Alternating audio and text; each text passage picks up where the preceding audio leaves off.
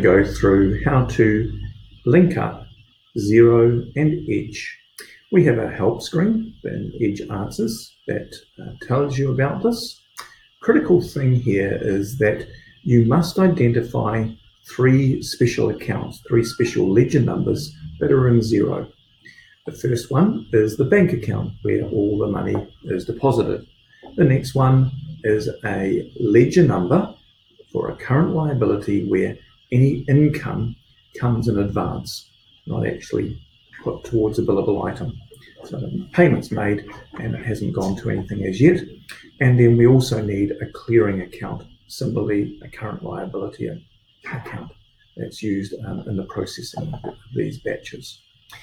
All right, so having a look in Xero, I can go to accounting and go into chart of accounts.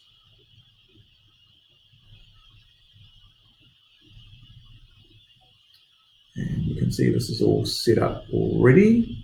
I've got my main bank account here, iBank Governors, and it's 80,000 is the ledger code there. If I have a look under the liabilities, then down the bottom I've got those other two ledger codes, one for unallocated credits and one for the bank clearing account. So now I can go with that knowledge of those ledger numbers into Edge. When Edge is not linked to Xero, then the maintain ledger number page looks like this, where you enter your own ledger numbers. So if you have been using Edge and you have entered your own ledger numbers, then you will need to copy all those ledger numbers that you used, and any payments are going to be coming to, into Xero before you start. If you haven't used Edge for your finances, then you're starting fresh, then you can enter data straight into Xero, set up your chart of accounts there, and then we can organize the sync. So that's what we're going to do now. We go into Finance, and under Configuration, Finance Settings. Just down the third little box down in there is Xero Settings. So we can tick that and save. And then we can either disconnect or connect to Xero. I actually need to connect to Xero. And it's going to ask me to allow access because I am already logged into Xero. Otherwise it would ask me to log in first. So we'll allow access there. And that is now connected, but it hasn't synced all the ledger numbers as yet. So I now need to go back into Finance, into Maintain the ledger numbers, and now the screen has changed.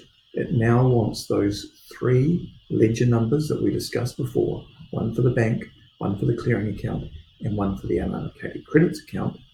And as long as those match up, then we can sync with Xero, and it will bring in all the ledger numbers.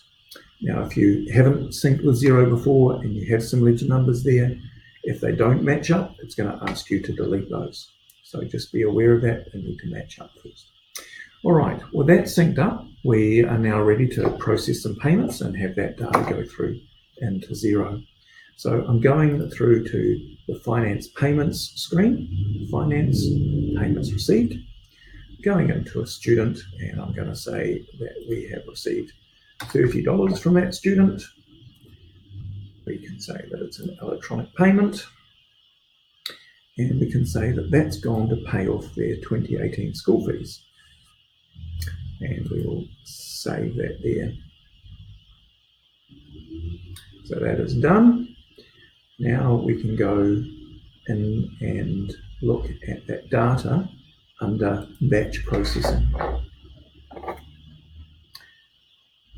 So I've got a financial batch. In that batch, I can see I've got $30 of electronic payments that have come in. That's what's in my batch.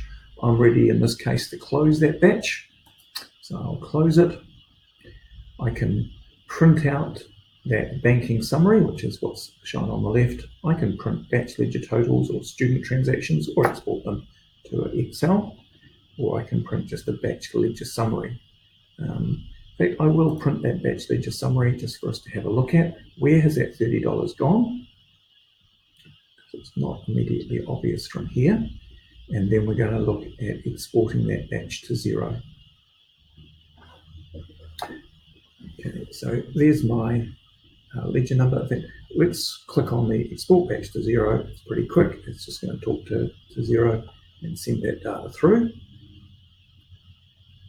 And that's successfully done. And then let's have a look at that batch.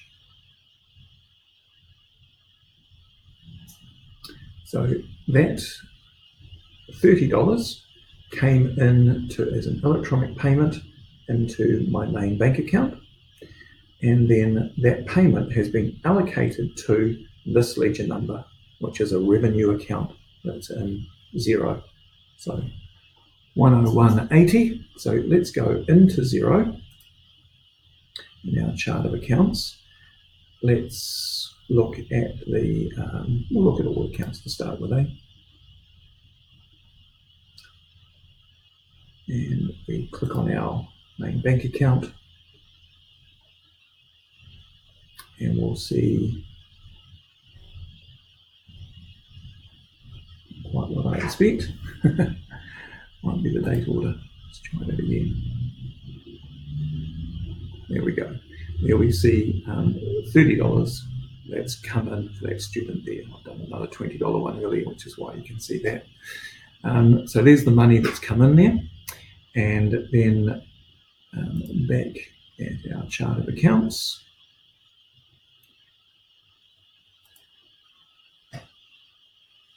we can look at our revenue accounts, find that 101.80 donations and funding, and have a look at that. And we'll see that batch 7 has got that $30 that's coming on it. There's also batch 6 that's got $20 there. So I can see that batch coding has gone through to that account. If I just click for a second back to the dashboard, you might be more familiar with having a look at the bank account from there. So I can click on that bank account there, and that will show me that batch 7, $30 in there. And it's saying at the moment that it's unreconciled. I haven't had a bank statement that I've imported to reconcile that to, but that's often a job that schools will do, is reconcile all those payments in so that they can see it on the bank account as well as in here. Right, that is pretty much it for how Edge and Xero work together. I hope that's useful to you. Thank you.